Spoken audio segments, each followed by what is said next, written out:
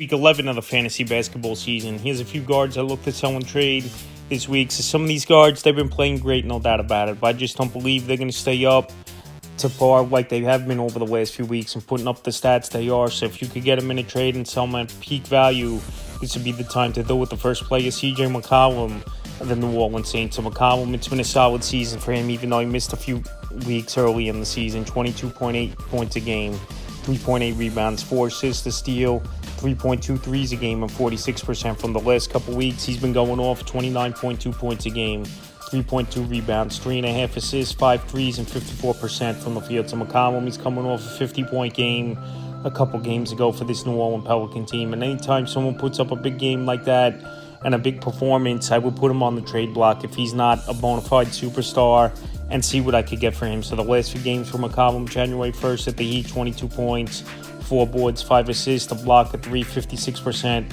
from the field. January 3rd versus the Wizards, the 50-point game, 3 boards, 2 assists, 10 threes, 66% from the field. And January 5th, a big game at the Wizards, once again, 25 points, 3 boards, 3 assists, a block, 6 threes, 50% from the field. See, he's hitting on all cylinders, 16 three-pointers in the last 2 games is McCollum. And no doubt about it, he's a good talent. He could score the basketball, hit the 3-ball.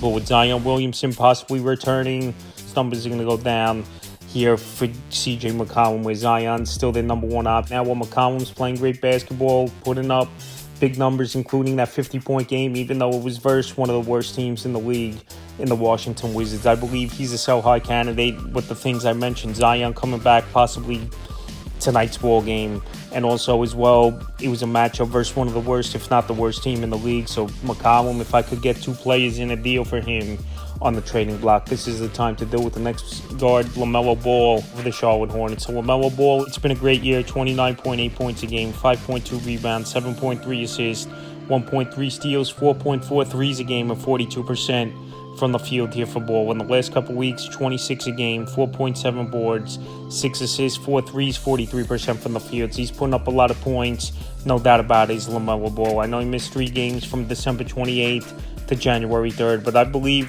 he's going to miss more games as the season goes on. We saw it last season, he was out for a majority of the season. We saw it early in the season from November 29th to December 16th, he was out, and now the 3 games, like I mentioned. So Ball's a great talent, no doubt about it. He puts up points, he scores the basketball, can rebound, assist very well. But like I said, injuries have been a problem for him throughout his NBA career, and this Hornet team once again is going nowhere. So if they're, February, March, they're out of it and Ball's not 100% and they want to tank for a better draft pick, I could see a possibility where they sit him December 23rd versus Houston, 23 points, 5 boards, 8 assists, a block, 5 threes. December 26th at the Wizards, 31 points, 6 boards, 6 assists, a steal, 4 threes, 44% from the field. And January 5th, in his return at the Cavs, 24 points, 3 boards, 4 assists, 3 threes, 35% from the field. And the other thing with Ball as well, with Brandon Miller back in the lineup, that's another 15, 20-point scorer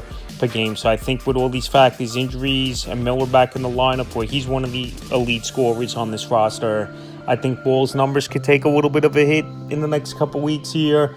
And also, I just never trust him being healthy a full season, so I would sell him off this week since he's back in the third and final guard. I look to sell in trades. Kyrie Irving of the Dallas Mavericks. So Kyrie Irving, the injury bug has hit him, and it's not a surprise. Every season it hits Kyrie Irving, and he misses time. So now he's out 1 to 2 weeks with bulging discs in his back. And it's been another nice year for Kyrie, no doubt about it. 24.3 points a game, 4.6 boards, 4.9 assists, 1.2 steals, 3.1 threes a game, and 49% from the field. In the last couple weeks, the numbers have gone up with Doncic out of the lineup with the calf injury. 28.2 points a game, 4.2 rebounds, 2.6 assists, 1.4 steals, a block, 3.4 threes, and 49% from the field. So Irving, it's been a good season for him, no doubt about it. He's been putting up his numbers once again for this Dallas Maverick team. And believe it or not, he was pretty healthy the whole season is Irving. But now, like I said, the injury bug finally caught up to him.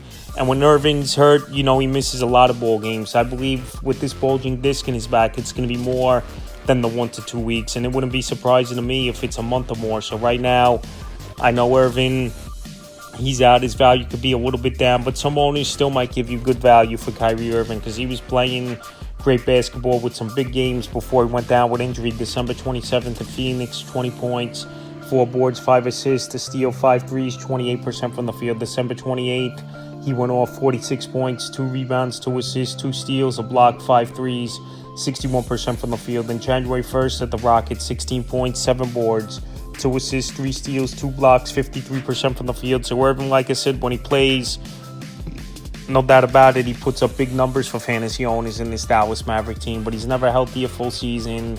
And also as well, Kyrie Irving, I know the last couple of years there hasn't been problems since he's been in Dallas off the court, and he's been motivated to play, but I just believe Kyrie Irving, that other shoe might drop, and yearly it does. So right now with this injury, I believe it's going to be longer than 2 weeks. I would sell him off this week, so that's a few guards I look to sell and trade for Week 11 of the fantasy basketball season.